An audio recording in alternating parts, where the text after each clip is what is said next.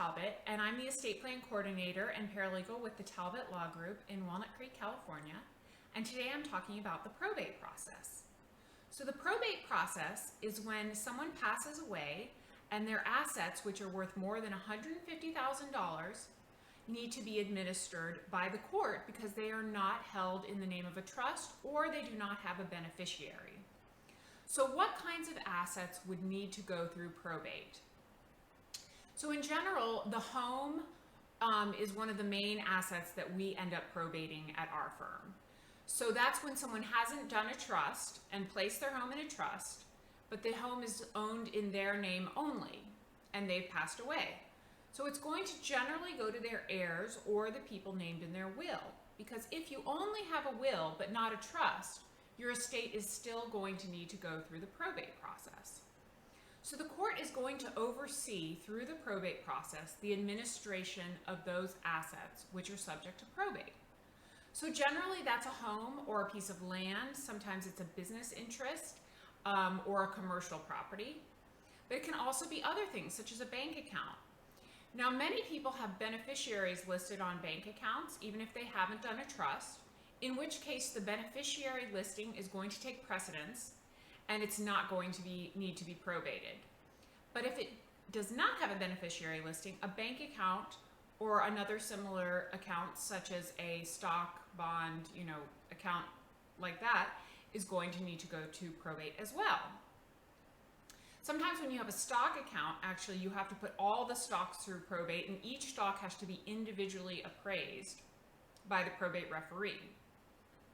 So that's another thing that can actually be quite cumbersome for the administrator of the estate and of course the attorneys to address all stocks owned by a person if those stocks are not held in an estate or are not part of a larger mutual fund. So assets that do not need to go through probate generally are retirement accounts and life insurance policies. All those types of accounts generally have beneficiaries named. It's very unusual that someone will have a retirement account that needs to go through probate. We actually have a client right now who does have a retirement account that unfortunately does need to go through probate because there were no beneficiaries named. But that's pretty unusual. Usually the companies will very much urge people to name a beneficiary so that the assets can go straight to the beneficiary and will not need to go through probate. So another item that often needs to go through probate, which very few people will ever name a beneficiary on, is their car. Now cars often aren't worth a lot of money. So if someone just has a car in their estate, that's not going to mean they have to go through probate because the car alone or the cars alone are generally not worth over $150,000. But if there's a house or some other asset that pushes you above the $150,000 limit, and then you have cars on top of that, then the cars will need to go through probate.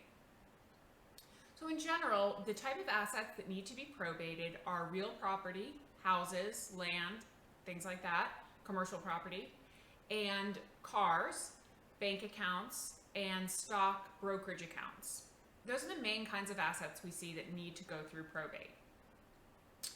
So if you have any questions, you're welcome to call our firm. We specialize in probate in Contra, Costa, and Alameda counties, and we are happy to help you. Thank you.